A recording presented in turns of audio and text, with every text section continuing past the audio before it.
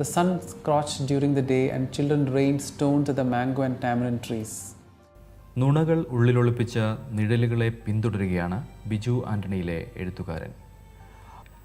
6 ദശകങ്ങളോളം പിന്നിലേക്ക് ബോധമയച്ച് ദുരൂഹതകൾ നിറഞ്ഞ ഒരു രാത്രിയെ ഒടുവിൽ അയാൾ അനാവരണം ചെയ്തു.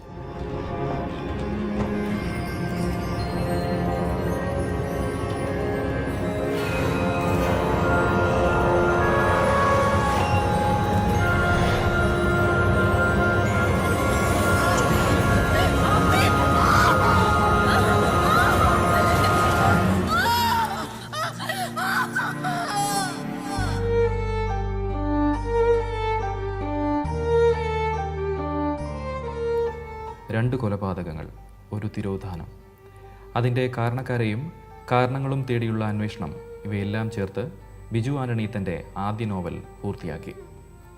കൊല്ലം സ്വദേശിയായ ബിജു ആൻ്റണിയുടെ ഷാഡോസ് ലൈ എന്ന നോവൽ ഇതിനോടകം തന്നെ നിരൂപക പ്രശംസ നേടിക്കഴിഞ്ഞു.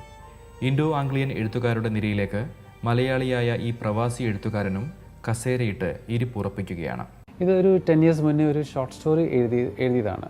എൻ്റെ ഒരു ചൈൽഡ്ഹുഡിൻ്റെ ഒരു എക്സ്പീരിയൻസ് വെച്ചിട്ട് എൻ്റെ ഗ്രേറ്റ് ഗ്രാൻഡ് ഫാദറിൻ്റെ സമയത്ത് നടന്ന ഒരു ചെറിയ സംഭവം പോലെ എഴുതിയതാണ്. ഒരു 10 year oldൻ്റെ വ്യൂ പോയിൻ്റിൽ നിന്ന്. പക്ഷെ അത് എഴുതി അത് അന്നങ്ങനെ വിട്ടു. പക്ഷേ എനിക്കത് തോന്നി, കാരണം അത് വായിച്ചിട്ട് ഒന്ന് രണ്ട് എന്നോട് പറഞ്ഞത് അവർക്ക് ആ സ്ഥലം ഭയങ്കരമായിട്ട് അതിൻ്റെ ഒരു ജോഗ്രഫിക്കൽ ഒരു പ്രസൻസ് ഭയങ്കരമായിട്ട് ഇഷ്ടപ്പെട്ടു എന്ന് പറഞ്ഞു. കാരണം ഇതൊരു നമ്മുടെ നാട്ടിൽ കൊല്ലത്തെ ഒരു ഒറ്റപ്പെട്ട ഒരു ഐലൻഡാണ്. ഐലൻഡിലൊരു വീട്, ഒരു ഫ്യൂഡൽ ഫാമിലിനോ. അപ്പോൾ ആ ഒരു സെറ്റപ്പാണ്. കുറേ ജോലിക്കാരുണ്ട് അങ്ങനെ. അപ്പം അത് ഇങ്ങനെ മനസ്സിൽ കിടന്നു. അപ്പം ഞാൻ വെച്ചാൽ അതിനൊരു സ്കോപ്പുണ്ട് ഡെപ്തായിട്ട് എഴുതാനായിട്ട്. അങ്ങനെയാണ് ഒരു 3-4 years ബാക്ക് ഞാൻ ഇത് കഥയായിട്ട് എഴുതുന്നത്. കേരളപ്പിറവി കാലത്തെ കൊല്ലത്തുണ്ടായ സാമൂഹിക രാഷ്ട്രീയ മാറ്റങ്ങളെല്ലാം പശ്ചാത്തലമാകുന്ന ഷാഡോസ് ലൈയിൽ നീണ്ടകരയും കാവനാടും ശക്തികുളങ്ങരയുമെല്ലാം കഥാപാത്രങ്ങൾക്കൊപ്പം തന്നെ സാന്നിധ്യം തീർക്കുന്നു. എൻ്റെ ഫാദർ ഫിഷിംഗ് ഇൻഡസ്ട്രിയിൽ ബിസിനസ്സായിരുന്നു. അപ്പം പുള്ളി എപ്പോഴും ഈ ഇൻഡോ നോർവീജിയൻ പ്രോജക്റ്റിനെ കുറിച്ച് പറയുമായിരുന്നു. അത് വന്നതിന് ശേഷമാണ് നമ്മുടെ കൊല്ലം ആയാലും ശരി, കൊച്ചിയിലായാലും ശരി, ഈ ഫിഷറീസ് ഇൻഡസ്ട്രി ഡെവലപ്പായത്. അവരാണ് ഈ മെക്കനൈസ്ഡ് ബോട്ട്സ് ഇൻട്രൊഡ്യൂസ് ചെയ്തത്, ഈ പോർട്ട് വികസിപ്പിച്ചത്, ഐസ് പ്ലാന്റ്സ്, ഈവൻ കുടിവെള്ളം അതുപോലും പൈപ്സും ഒക്കെ അവരുടെ പ്രോജക്റ്റിൻ്റെ ഭാഗമായിട്ട് വന്നതാണ്. അപ്പോൾ അതും ഇതിൻ്റെ ഒരു ബാക്ക് ഡ്രോപ്പായിട്ട് വരുന്നുണ്ട്. 1958 ഒരു ക്രിസ്ത്യൻ പ്രമാണിയുടെ വീട്ടിലുണ്ടായ ദുരന്തങ്ങളും അതിൻ്റെ അന്വേഷണവും കണ്ടെത്തലുമാണ് നോവൽ പ്രമേയമാക്കുന്നത്. ഒരു ഫാമിലി ഡ്രാമ അതിൻ്റെ ഓഫ് ദി ഡേ. എല്ലാവരും അവരുടെ ട്രൂ ഫേസ് അല്ല കാണിക്കുന്നതിനു. അപ്പോൾ ഈവൻ അവരുടെ ഷാഡോസ് പോലും കള്ളം പറയുന്നു, നുണ പറയുന്നു എന്നൊരു ഫീലിംഗ് ഉണ്ട്. അപ്പോൾ ആരെയും വിശ്വസിക്കുന്നില്ല ഈ വീടിനകത്ത് ബേസിക്കലി. അപ്പോൾ ഈ ഒരു കൊലപാതകം നടന്നിട്ടുണ്ട്. അപ്പോൾ അതിനെ ചുറ്റിപ്പറ്റിയുള്ള പലരിലും വിരൽ ചൂണ്ടുന്നുണ്ട്. അപ്പം പലർക്കും പല മുഖങ്ങളുണ്ട്. അപ്പം എനിക്ക് തോന്നി ഇതൊരു ബേസിക്കലി ഈ ഷാഡോസ് ലൈ എന്ന് പറയുമ്പോഴത്തേക്കും ഒന്നിലും വിശ്വാസം വരുന്നില്ല. അപ്പോൾ എവിടെയോ സത്യം കിടപ്പുണ്ട്, പക്ഷേ ഏതിലാണെന്ന് അറിയുന്നില്ല. അപ്പോൾ ആ ഒരു വീക്ക്നെസ് ഉണ്ടല്ലോ. അപ്പോൾ എനിക്കൊന്ന് അത് ഈ ഒരു ടൈറ്റിൽ കറക്റ്റായിട്ട് വന്നിട്ടെന്ന് തോന്നി. ഇടത് വിപ്ലവ പ്രസ്ഥാനങ്ങളുടെ വളർച്ചയും നീണ്ടകരയുടെ വികസനത്തിൽ നിർണായകമായ ഇൻഡോ നോർവീജിയൻ പദ്ധതിയുമെല്ലാം ഷാഡോസ് ലൈയിൽ നിഴൽ ചിത്രങ്ങളാകുന്നു. ഇൻഡോ നോർവീജിയൻ പ്രോജക്റ്റിനെ കുറിച്ച് എനിക്ക് കുറേ കേട്ട അറിവുണ്ട്. പിന്നെ ഞാൻ കുറച്ച് വായിച്ചു ഗൂഗിൾ ചെയ്തിട്ട്. അധികം ഡോക്യുമെൻറ്റ്സ് ഒന്നും അവൈലബിൾ അല്ലായിരുന്നു ആക്ച്വലി ഗൂഗിളിൽ. എനിക്ക് തോന്നുന്നില്ല പലർക്കും ഇത് അറിയാവുന്ന ഇങ്ങനെ പ്രോജക്റ്റ് ഉണ്ടായിരുന്ന കാര്യം പോലും. അപ്പോൾ അങ്ങനെ കുറച്ചൊരു ഫാക്ച്വൽ ഇതിന് വേണ്ടിയിട്ട് കുറച്ച് വായിച്ചിട്ടുണ്ടായിരുന്നു.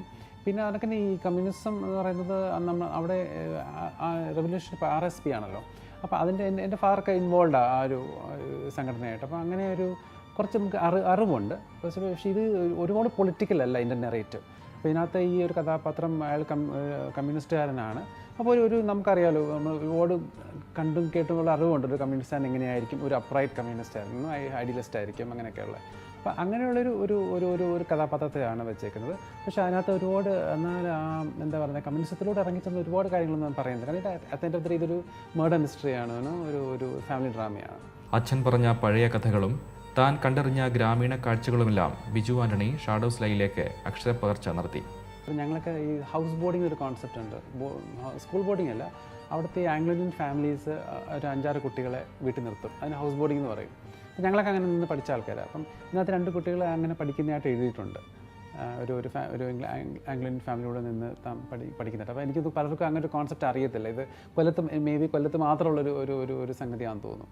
അപ്പം അതുമൊക്കെ കുറച്ച് പേര് വായിച്ചിട്ട് എന്നോട് ചോദിച്ചു, അങ്ങനെ ആക്ച്വലി ഉണ്ടോ എന്ന് ചോദിച്ചു. ഇങ്ങനെ ഫാമിലീസ് പിള്ളേരെ നിർത്തിയിട്ട് സ്കൂൾ അവരുടെ വീട്ടിൽ നിന്ന് പഠിക്കുന്ന കണക്കാണ്. അപ്പോൾ ഇത് ബോർഡിംഗ് ആണ്, പക്ഷേ ഇറ്റ്സ് എ ഹൗസ് ബോർഡിംഗ്. അങ്ങനെ ഒരു കഥ ഒരു ദ്വീപിൽ ഒരു ഒറ്റപ്പെട്ട വീട്ടിൽ നടക്കുന്നു പറയുമ്പോൾ തന്നെ അതിനൊരു മിസ്റ്റിസിസം ഉണ്ട്, അതിന് ചുറ്റിലും ഒരു പ്രത്യേകതരം ഒരു അനുഭൂതി ഉണ്ടല്ലോ. അപ്പം അത് ഉണ്ട്. അപ്പം ഈ വായിച്ചവർ എനിക്ക് ഒരുപാട് ഫീഡ്ബാക്ക് തന്നില്ല. എല്ലാവർക്കും അവർ പറഞ്ഞത് they could see this entire place. കാരണം ഇതിപ്പം അവരാരും കാണാത്തൊരു സ്ഥലമാണല്ലോ, പക്ഷെ അവർക്ക് അതെല്ലാം കാണാൻ പറ്റി. കാരണം അതിനകത്ത് ഈ വീടിനെ കുറിച്ച് ഒരുപാട് പ്രത്യേകതകളുണ്ട്. അന്ന് ശരിക്കും പറഞ്ഞാൽ ഈ വീടിൻ്റെ ഭിത്തി പോലും എഗ് വൈറ്റ് യൂസ് ചെയ്തിട്ടാണ് പോളിഷ് ചെയ്തേക്കുന്നത്. കാരണം they we very rich at the time. അപ്പം ഇങ്ങനെയുള്ള ഡിസ്ക്രിപ്ഷൻസൊക്കെ ആൾക്കാർ പറഞ്ഞു they actually could see it. അവിടുത്തെ തെങ്ങുകളും ഷുഗർ കെയിൻസൊക്കെ ഉണ്ട്, അതിൻ്റെ പൂക്കൾ തിളങ്ങുന്നതും ഒക്കെ. അപ്പം ഞാൻ പറഞ്ഞു ഈ ഡിസ്ക്രിപ്റ്റഡ് എഴുതിയപ്പം അവർക്ക് they could feel that thing. അപ്പം മേ ബി അതൊരു ഇമാജിനറി പ്ലേസ് അല്ല. ഇപ്പോഴും കൊല്ലത്ത് അങ്ങനത്തെ ഒരുപാട് ദ്വീപുകളുണ്ട്, മൺട്രുത്ത് പോലെ സ്ഥലങ്ങളിലൊക്കെ ഇപ്പോഴും ഒരുപാട് ദ്വീപുകളുണ്ട്, വിച്ച് ഇസ് നൈറ്റ് കമേഴ്ഷ്യലൈസ്ഡ് അല്ലാത്തത്. അങ്ങനെ നിഗൂഢതയുടെ പശ്ചാത്തലത്തിൽ നിന്ന് വാസ്തവത്തിൻ്റെ വെണ്മയ ചിത്രത്തിലേക്ക് നോവലെത്തുമ്പോൾ കഥ അവസാനിക്കുകയാണ്. ചലച്ചിത്ര ഭാഷയിലും ഷാഡോസിലായി എത്തിയേക്കുമെന്ന് സിനിമാ നിർമ്മാതാവ് കൂടിയായ ഈ പ്രവാസി നോവലിസ്റ്റ് പറയുന്നു. ഇത് ശരിക്കും ഈ കഥ എഴുതുമ്പോഴും ഞാനിത് സിനിമയാക്കാൻ വേണ്ടിയിട്ട് എഴുതിയൊരു കഥയല്ല. കാരണം ഇത് മനസ്സിൽ കിടന്നൊരു ഐഡിയ ആണ്. എനിക്കൊന്ന് ഈ ഫസ്റ്റ് കഥ എപ്പോഴും നമുക്ക് കുറച്ചും കൂടെ നമ്മുടെ പേഴ്സണൽ ലൈഫിൽ നിന്നോ അല്ലെങ്കിൽ നമുക്കറിയാവുന്ന കാര്യങ്ങളിൽ നിന്ന് വരുന്നതായിരിക്കും. അപ്പോൾ ഇത് എഴുതുമ്പോൾ ഈ കഥയ്ക്ക് ആക്ച്വലി ഇതിനകത്തൊരു ക്ലിയർ നായകനോ നായികയോ ഇല്ല ഇതിനകത്ത്.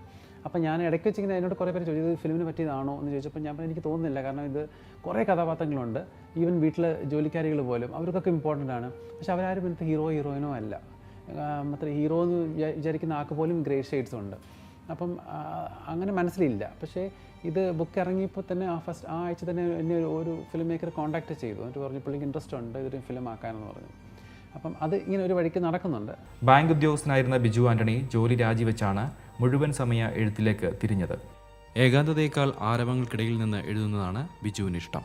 എനിക്ക് അങ്ങനെ ഇതിന് ഒരു സൈലൻസ് വേണമെന്നൊന്നുമില്ല. എനിക്ക് ആക്ച്വലി കുറച്ച് ബഹളമൊക്കെ വേണം ഇതിന് ചുറ്റുപാടിൽ. അപ്പോൾ ഞാൻ കൂടുതൽ എഴുതിയിട്ടുള്ളതൊക്കെ ആക്ച്വലി മോളിലൊക്കെ ഉള്ള കഫേസിലും യാത്ര ചെയ്യുമ്പം എയർപോർട്ട് ലോഞ്ചിലും അല്ലെങ്കിൽ ഈവൻ ഫ്ലൈറ്റ്സിലൊക്കെ ഇരുന്ന് എഴുതിയിട്ടുണ്ട്. അപ്പോൾ എനിക്ക് ഒറ്റയ്ക്കിരുന്ന് കാരണം ഭയങ്കര ഒരു ഏകാന്തത തോന്നും, എനിക്കത് ഇഷ്ടമല്ല. അപ്പം ഞാനിപ്പോൾ ചേച്ചിയുടെ വീട്ടിൽ വരുമ്പോഴും ഒക്കെ ഇരുന്ന് എഴുതാറുണ്ട്. അപ്പം അത് എൻ്റെ എഴുത്ത് അങ്ങനെയാണ്. ഒറ്റപ്പെട്ടിരുന്ന് എഴുതാൻ പറ്റത്തില്ല. കുറേ നമുക്ക് ആക്ച്വലി നമ്മൾ കാണുകയും കേൾക്കുന്നതും കാര്യങ്ങൾ പല രീതിയിൽ എക്സ്പ്രസ് ചെയ്യാൻ പറ്റും.